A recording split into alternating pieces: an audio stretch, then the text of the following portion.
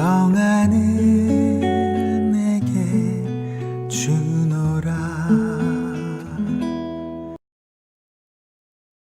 오늘 우리에게 주시는 하나님의 말씀은 구약성경 창세기 11장 1절부터 9절까지 말씀입니다.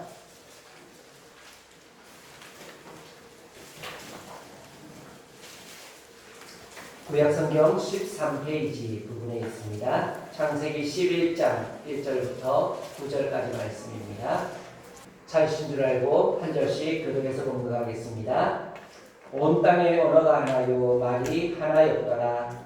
이에 그들이 영광으로 빛나다가 신의 긍휼을 만나 그의 이름으로 하며 서로 말하되 자 벽돌을 만들고 견고히 굽자 하고 이에 벽돌로 돌을 대신하며 명청으로 진흙을 대신하고 또 말하되 자 성과 탑을 구성하여 그 탑 꼭대기를 하늘에 닿게 하여 우리 이름을 내고 온 지면에 거짓을 가져다니니 여호와께서 사람들이 건설하는 그 성읍과 탑을 보려고 내려오셨더라.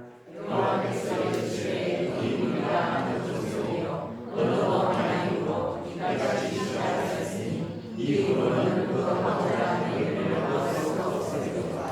자 우리가 내려가서 거기서 그들의 언어를 혼잡하게 하여 그들이 서로 알아듣지 못하게 하자 하시고 여호와께서 거기서 그들을 온 지면에 거셨으므로 그들이 그 족속을 분散읽겠습니다. 그러므로 그 이름을 바벨이라 하니 이는 여호와께서 거기서 온 땅의 언어를 혼잡하게 하셨습니다. 여호와께서 거기서 그들을 온 지면에 흩으셨더라. 아멘. 오늘 우리 함께 봉독한 말씀을 통해서 바벨탑과 인간의 죄성이라는 제목으로 하나님의 말씀을 함께 나누도록 하겠습니다. 우리가 잘 알고 있는 전도지 중에 가장 유명한 전도지가 아마 사형리가 아닐까 합니다. 사형리라는 그런 전도지를 보면 하나님을 향한 이런 네 가지 영적인 중요한 원리들을 중심으로 불신자들에게 하나님을 소개하고 복음을 전하는 그런 작은 소책자입니다. 그 중에 제일 1원리가 우리 사형리 한번 보여주시겠어요?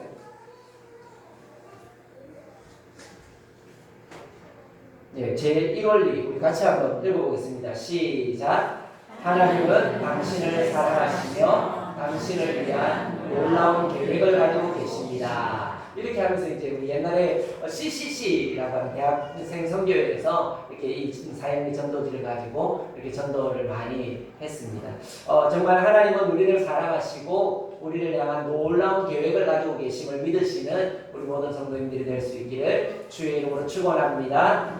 하나님께서 이런 놀라운 계획을 가지시고 우리를 이 세상의 창조의 구도를 보면 하나님께서 우리를 얼마나 사랑하시는지 또 우리를 향한 얼마나 놀라운 계획을 가지고 계시는지 그 창조의 모습들을 보면 알 수 있는 것입니다. 그래서 우리를 위해서 최고의 조건이 에덴 동산을 창설하시고 창조의 순서가 조금만 바뀌어도 인류가 얼마나 힘들고 어려웠겠습니까? 모든 것들을 완벽하게 준비해 놓으시고 제일 마지막에 사람을 그곳에 두시면서 가장 아름답고 최고의 조건에 아담과 하와를 창조하신 것입니다. 그리고 또 우리를 창조하실 때에 하나님은 우리와 교제하기 원하셔서 하나님과 동일한 모습으로 하나님의 형상으로 우리를 창조하시고 그래서 하나님과 교통할 수 있는 그런 영적인 존재로 우리에게 인격을 주시고 우리를 가장 심혈을 기울여서 하나님의 걸작품으로 우리를 창조하신 것입니다. 그런데 이 원리에서 보면 우리 두 번째 원리 한번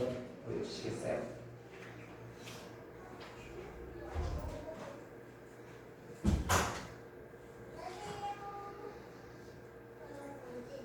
네, 우리 이 두 번째 원리 같이 읽겠습니다. 시작! 사람은 죄에 빠져 하나님으로부터 떠나 있습니다. 그러므로 하나님의 사랑과 계획을 알 수 없고 또 그것을 체험할 수 없습니다. 라고 이렇게 말하면서 첫 번째 원리는 하나님은 우리를 향해서 놀라운 계획을 가지시고 우리를 완벽하게 창조하셨습니다. 그런데 두 번째 우리는 어떻습니까? 우리는 죄인입니다 하는 그런 고백이 사형리의 두 번째 고백인 것입니다. 그 이처럼 하나님은 우리를 향해서 놀라운 계획을 가지고 계시지만 우리는 에덴이라고 하는 그 최고의 조건에서도 범죄하였고 또 노아 이후에 새롭게 인류를 하나님께서 시작하셨지만 다시 범죄하고 하나님을 점점 떠나가는 것을 볼 수 있습니다.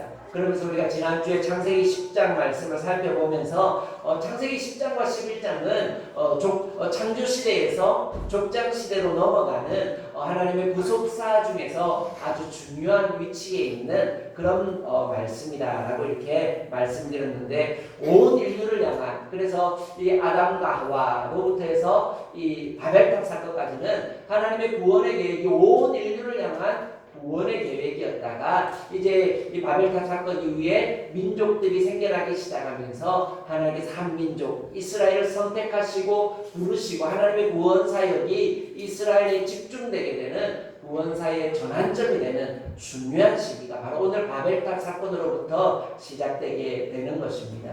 노아 홍수 후에 하나님께서 역사의 주관자가 되셔서 이 땅의 온 인류가 전체가 거의 멸망 지경까지 갔다가 노아 가족 8명으로부터 시작하여서 이 땅이 다시 번성하게 되는 것을 우리가 지난주에 말씀을 통해서 살펴보았습니다. 그렇지만 그들이 점점 번성함에 따라서 하나님을 점점 멀리 떠나가고 하나님을 점점 잊어가다가, 이제 창세기 11장 말씀에서 보면 바벨탑 사건을 통하여 그들이 이제 하나님에 대한 거부와 반역까지 일으키는 바벨탑 사건을 오늘 우리가 보게 되는 것입니다. 그런데 이것이 노아 홍수 이후에 오랜 시간이 지나서 이런 일들이, 하나님을 반역하는 일들이 일어난 것이 아니라 노아가 아직 살아있을 때에 이 바벨탑 사건이 일어난 것입니다. 창세기 10장 25절 말씀에서 보면 벨렉의 때에 세상이 나뉘었고 라고 하면서 이 바벨탑 사건이 벨렉이 살았던 시대에 일어난 사건임을 말씀하고 있습니다. 그런데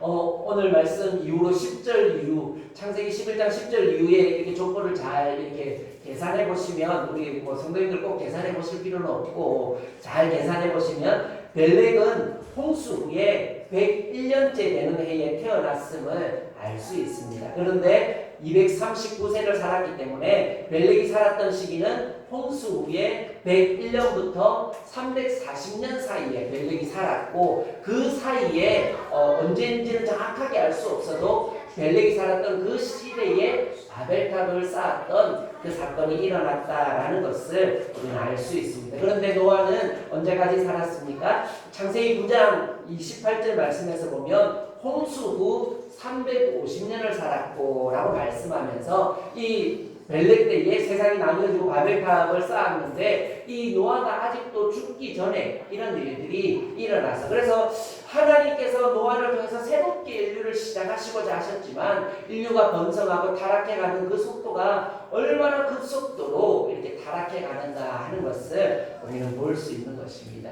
이처럼 우리가 살아가는 시대도 이 타락하는 것은 이 흐름이 얼마나 급속도로 나아가는지 우리가 아무리 하나님의 백성들이 바르게 산다 하더라도 이런 세상의 흐름들을 참 막기는 쉽지 않아 보이는 것입니다.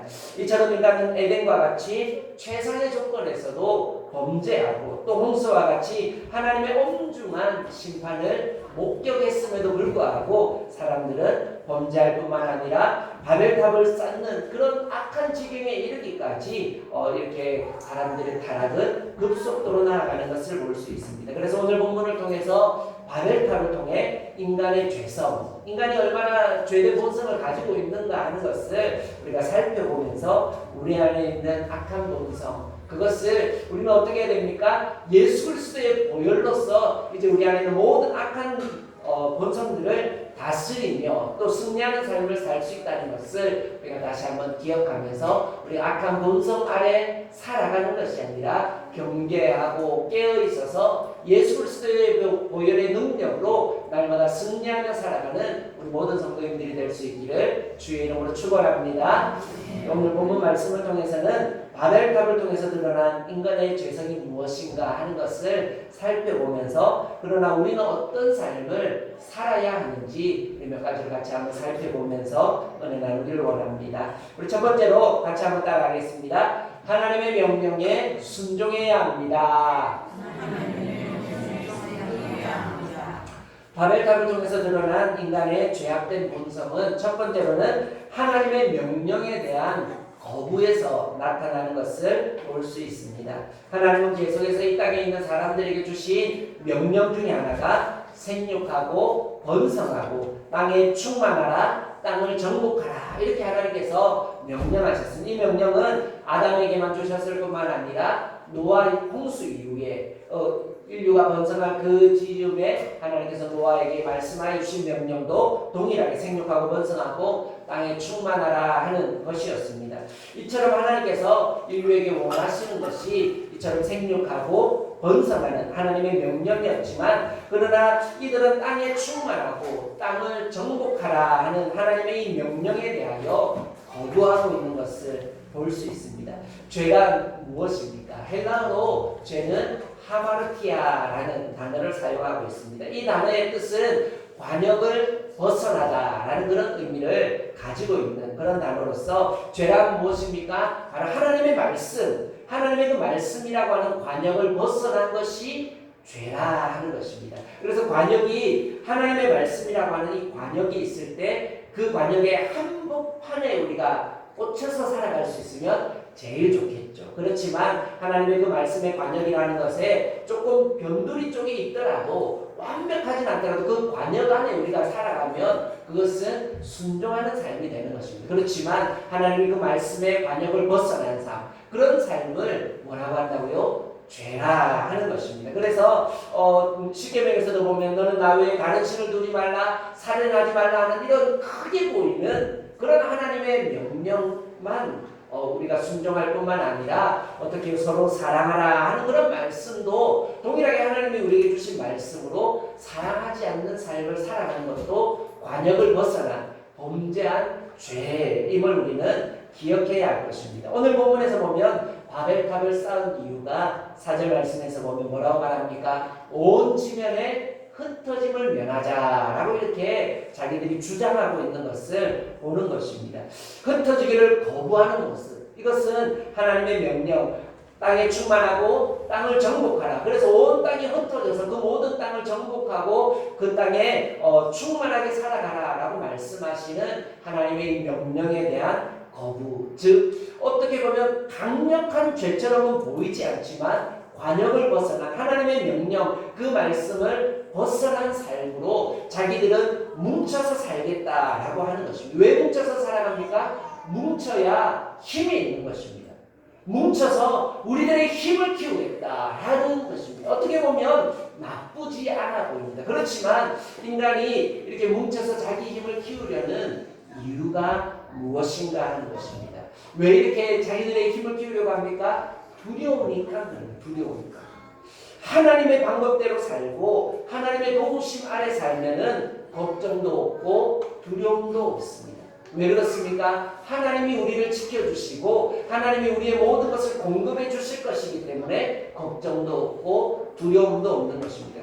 그런데 하나님 없는 인생은 어떻습니까? 항상 두려워하고 항상 걱정하게 되는 것입니다. 하나님이 돌보시지 않기 때문에 자기 인생을 자기가 돌봐야 하기 때문에 그 인생은 늘 걱정하고 두려워하는 것입니다. 그래서 범죄한 가인이 어떻게 합니까? 하나님께서 땅에서 유리하는 자가 되리라, 이렇게 방랑하는 삶을 살아라고 명령하셨지만 가인은 어떻게 합니까? 성을 쌓는, 인류의 최초의 성을 쌓은 사람이 이 가인인데 왜 성을 쌓습니까? 두려우니까 성을 쌓습니다. 하나님께서 자기를 지키는 삶을 살지 않고 범죄한 사람으로 살아가니까 두렵고 두려우니까 성을 쌓는 것.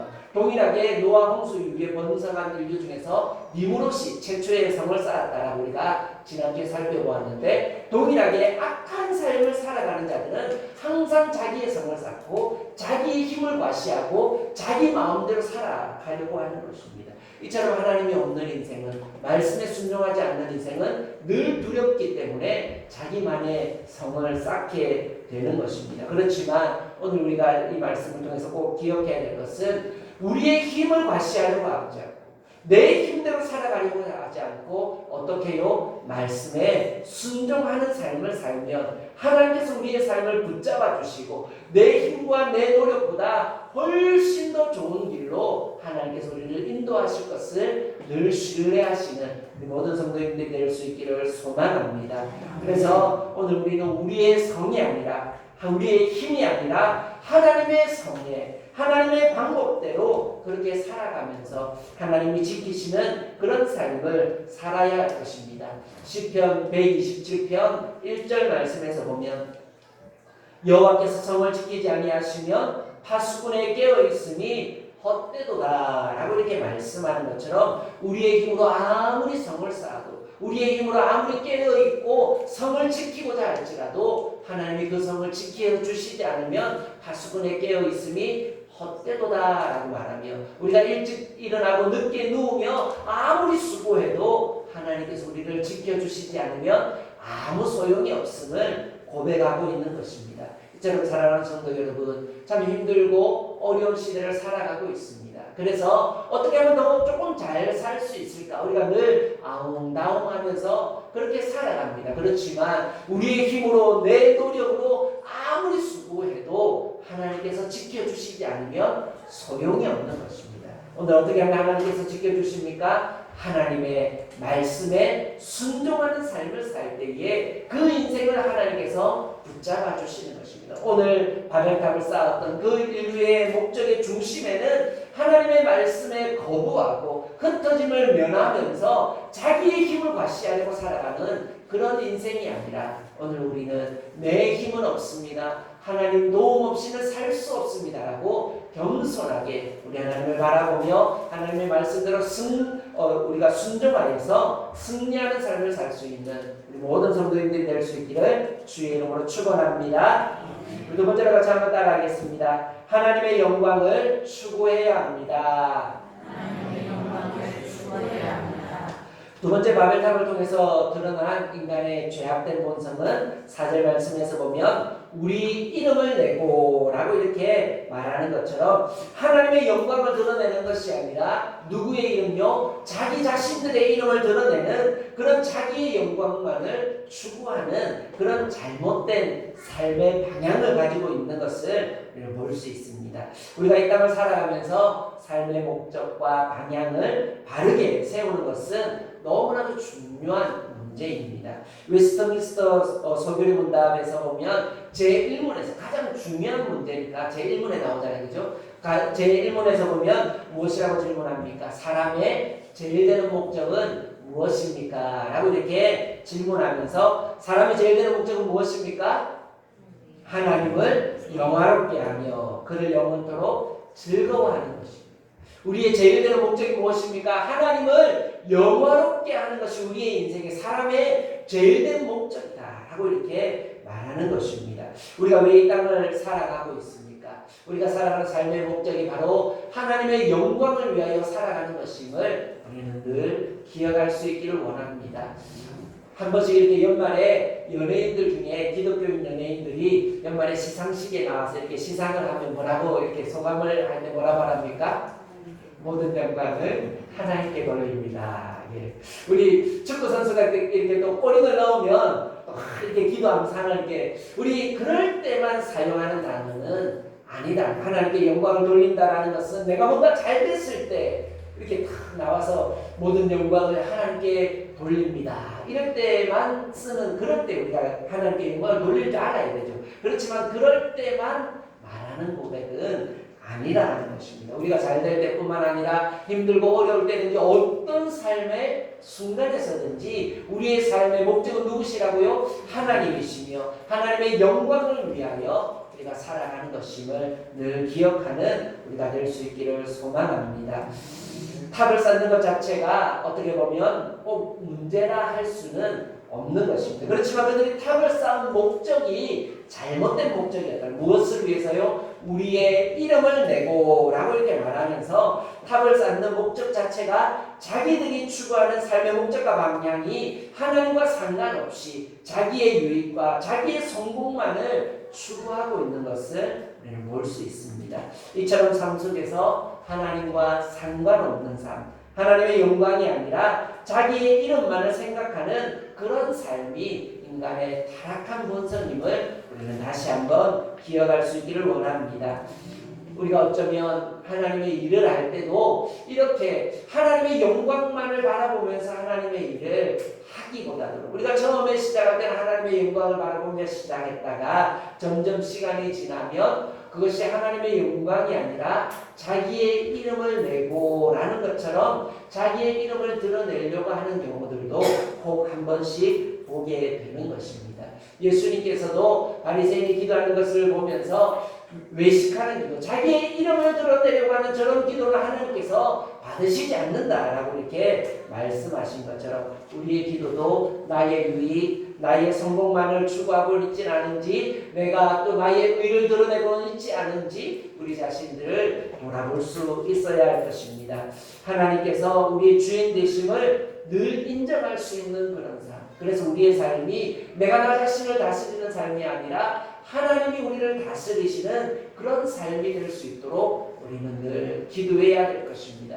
그래서 내 삶을 통해서 내 이름을 드러내고 내 유익을 쫓고 내가 원하는 것들을 추구하면서 살아가는 것이 아니라 하나님의 이름을 드러내고 하나님의 영광을 드러내기 위해서 때로는 우리가 어떻게 하면 하나님의 영광을 드러냅니까? 내가 손해보는 삶, 내가 절제하는 삶, 내가 다른 사람들을 섬기는 삶, 이런 삶을 살아갈 때에 우리가 하나님의 이름을 드러낼 수 있는 것입니다. 그래서 우리의 최고의 성공은 무엇입니까? 내 이름을 드러내는 것이 아니라 하나님의 목적대로 살아가는 것이 최고의 성공인 것입니다. 하나님의 목적은 바로 우리의 삶을 통하여서 하나님의 이름의 영광이 드러나기를 하나님은 원하시는 것입니다.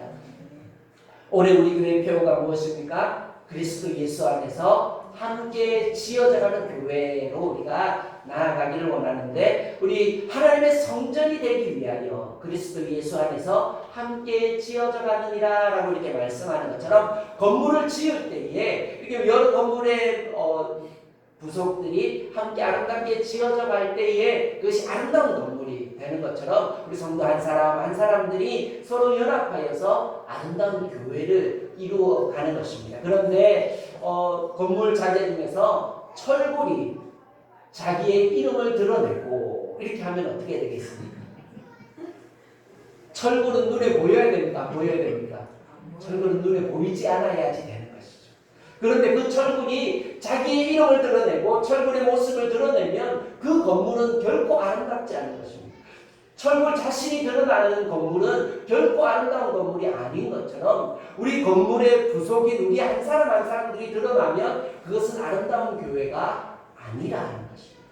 우리가 연합하여 이루는 그 교회가 결국은 누구를 드러내야 됩니까? 교회의 주인 대신 예수 그리스도를 드러낼 수 있는 교회, 이것이 아름다운 교회인 거죠. 우리의 삶을 통해서 나 자신이 드러나면 그것은 철골이 드러난 건물과 같이 결코 아름다운 건물이 아니라 하는 것입니다. 우리의 삶을 통하여서 나 자신이 아니라 하나님의 영광을 드러내는, 그래서 우리의 연합함이 하나님의 영광이 되는 그런 우리 모든 교회 성도님들이 될 수 있기를 주님의 이름으로 축원합니다. 마지막으로 한 번 더 따라하겠습니다. 교만한 마음을 내버려야 합니다. 마지막으로 바벨탑을 통해서 볼 수 있는 인간의 죄악된 본성은 하나님과 같이 되려고 하는 악하고 교만한 마음에서 볼 수 있습니다. 4절 말씀에서 보면 그 탑 꼭대기를 하늘에 닿게 하여 라고 이렇게 말하면서 그들이 탑을 쌓는 또 다른 이유가 무엇입니까? 탑의 꼭대기가 하늘에까지, 하나님에게까지 내가 높이 올라가겠다라는 인간의 교만한 그런 마음인 것입니다. 그 당시에 또 이렇게 건축술이 고대의 이 노아 홍수 이후에 이 문명이 고대로 발달하면서 인간이 문명이 발달하면 발달할수록 우리가 하나님에게까지 닿을 수 있는 것처럼 그렇게 교만하게 행동하게 되는 것입니다.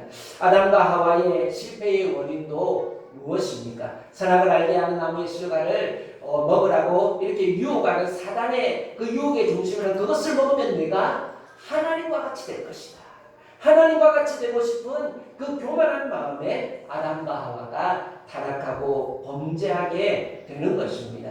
동일하게 바벨탑을 쌓은 인간의 죄악된 본성도 동일하게 하나님과 같이 내려가는, 하나님과 같이 높이 올라가고 싶어하는 그런 마음으로 타락하게 되는 것입니다. 왜 이와 같이 하나님과 같이 내려가는 교만한 마음을 품게 됩니까? 바로 사탄의 본성이 바로 이와 같은 마음이기 때문입니다. 사탄은 하나님의 그 영광을 자기가 빼앗기를 원하고 하나님과 같이 되는 그런 악한 마음으로 사탄이 교만하여 타락했기 때문에 사탄의 모든 유혹을 받는 악한 본성들은 바로 이와 같이 하나님과 같이 되려고 하는 악하고 교만한 그런 마음을 품게 되는 것입니다. 우리가 이 땅을 살아갈 때에 정말 작은 문제에 대해서 범죄하기 시작하면 점점 우리는 죄에 더 깊이 빠져들게 되고 결국에는 오늘 바벨탑을 쌓아서 내가 하나님과 같이 높아지겠다라고 하나님을 대적하여 나아가는 그런 악한 지경에 이르기까지 되는 것을 우리는 잘 기억할 수 있기를 원합니다. 그렇기 때문에 작은 일에부터 하나님의 말씀에 순종하고 그래서 우리의 삶의 방향이 하나님을 대적하는 악한 방향으로 점점 나아가는 것이 아니라 내 이름을 드러내고 내 교만한 대로 살아가려고 하는 것이 아니라 항상 우리가 하나님이 우리의 주인 되심을 겸손하게 고백할 수 있는 우리의 삶이 되어야 할 줄 압니다. 창세기 4장 7절 말씀에서 보면 가인을 향해 하나님께서 죄가 너를 원하나 너는 죄를 다스릴지니라 라고 이렇게 말씀하면서 죄된 본성이 우리 안에 일어나서 하나님을 대적하고 싶은 하나님을 벗어난 길을 살아가려고 하는 그 악한 가인을 향해서 하나님 주셨던 이 말씀을 우리는 늘 기억해야 할 것입니다. 죄가 너를 원하나 너는 죄를 다스릴지니라. 그래서 죄가 우리를 다스리는 삶이 아니라 우리가 어떻게 해요? 우리가 죄를 다스리는 그런 삶을 살아야 하는 것입니다. 우리는 연약하고 부족하기 때문에 너희 그렇게 살아갈 수 없지만은 예수 그리스도의 보혈로 우리의 모든 죄를 씻어주시고 그리고 우리가 잃어버렸던 하나님의 형상이 다시 예수 그리스도의 보혈로 회복되어졌으므로 이제 우리는 죄를 다스릴 수 있는 권세가 우리에게 주어졌음을 믿으시는 우리 모두가 될 수 있기를 소망합니다. 그렇기 때문에 내가 연약해서요 하면서 우리 항상 죄를 지을 때 아이고 죄를 짓지 않는 사람이 어디 있습니까? 아이고 내가 연약해서요 이러면서 자기의 연약함을 핑계 삼아서 죄를 짓는 나를 합리화하는 그런 것은 결코 신앙의 아름다운 모습은 아니다는 것입니다. 나는 약하나 누구는 강하십니까? 예수 그리스도는 우리 안에 강하신 능력이 되심을 우리는 꼭 기억해야 됩니다. 그렇기 때문에 내가 약해서요 라고 말하는 것은 결코 핑계가 될 수 없습니다. 우리 안에 예수 그리스도께서 이미 들어와 좌정하고 계시기 때문에 예수님이 우리를 다스리시도록 우리 마음의 왕자 예수님을 모시고 살아가면서 그 예수님이 다스리시는 그런 삶을 살아가는 그래서 죄가 우리를 다스리는 것이 아니라 우리가 죄를 다스리며 살아가는 그런 복된 인생이 될 수 있기를 주님 안에서 소망합니다. 말씀을 뵙겠습니다. 바벨탑 사건의 결과는 무엇입니까? 7절 말씀에서 보면 그들의 언어를 혼잡게 하여 오늘 11장 1절 말씀에서 보면 그때까지는 온 땅의 언어가 하나요 말이 하나였다. 그래서 그들의 민족의 개념이 없고 온 세계의 사람들이 거의 많은 지역에 흩어지지 않고 살았지만 오늘 우리가 흩어짐을 면하자 더 우리가 하나로 이렇게 살아서 하나님의 능력이 아닌 인간의 힘으로 살아가려고 하는 그 교만한 땅을 향하여 하나님께서 그들을 징계하시면서 7절 말씀에서 보면 그들의 언어를 혼잡게 하여 서로 알아듣지 못하게 이렇게 하시는 것을 보게 됩니다. 그러면서 서로 말이 통하지 않아서 서로 말이 통하는 사람끼리 그룹이 모여지게 되고 말이 서로 통하지 않으니까 서로 통하지 않은 사람들은 점점 흩어져서 살아가면서 민족과 종족의 기원이 생겨나게 된 것입니다. 그래서 이렇게 구약에서 보면 언어가 다르다라는 것은 항상 저주의 개념이 있습니다. 하나님께서 바벨탑 사건의 심판으로 언어가 흩어지게 하셨던 것처럼 이 이스라엘 민족에게 언어가 다른 민족이 찾아오는 것은 무엇이겠습니까? 전쟁이요, 침략인 것입니다. 그 전쟁과 침략이 왜 일어납니까? 하나님의 말씀이 이스라엘이 순종하지 않을 때마다 이방 민족들이 찾아와서 이스라엘을 괴롭히고 힘들게 하는 그런 징계를 받는 구약에서 보면 항상 언어가 다르다라는 것은 징계의 의미를 가지고 있었습니다. 그렇지만 이 언어를 혼잡게 하신 하나님의 이 징계가 언제 회복되게 됩니까? 오순절에 성령 강림 때에 이 언어를 향한 하나님의 심판이 다시 축복으로 회복되게 됩니다. 어떻게 회복됩니까? 하나님께서 방언을 주심으로. 그래서 이전까지는 언어가 다르다는 것은 저주였지만 이 하나님께서 오순절에 성령을 충만하게 주시고 그때 주셨던 방언은 각 나라 언어의 방언을 주셨습니다. 그래서 이렇게 베드로가 하나님의 말씀을 아람 방언으로 말했는데 각 지역에 있는 사람들이 우리가 남북 방언으로 듣는 것이 어찌미뇨라고 말하는 것처럼 각자의 말로 베드로가 아람 말로 말하는데 각자의 자기들의 나라 말로 들려지게 되는. 그래서 나라가 언어가 다르지만 그 모든 말들이 하나로 들려지는 놀라운 회복의 역사가 오순절 때에 일어나는 것입니다. 이것이 무엇을 우리에게 예쁘게 보여줍니까? 각 나라 모든 민족이 흩어져 있는 모든 나라들, 그래서 언어가 흩어져서 이스라엘 민족에게만 구원이 집중되어 있는 것이 다시 회복되게 돼서 모든 열방을 향한 하나님의 구원의 계획을 이루어 가실 것을 그것을 통해서 보여주신 것입니다. 오늘 이것을 우리가 기억하면서 동일하게 바벨탑을 통해서 언어가 이 하나님의 심판으로 임하였지만 오순절을 통해서 회복시켜 주셔서 오늘 우리에게까지 이 복음이 증거되어진 것을 우리가 꼭 기억하면서 땅 끝까지 복음이 증거되기 위해서 또 이 복음 증거를 위해서 수고하신 우리 선교사님들을 위해서도 늘 기도하는 우리 모두가 될 수 있기를 주의 이름으로 축원합니다.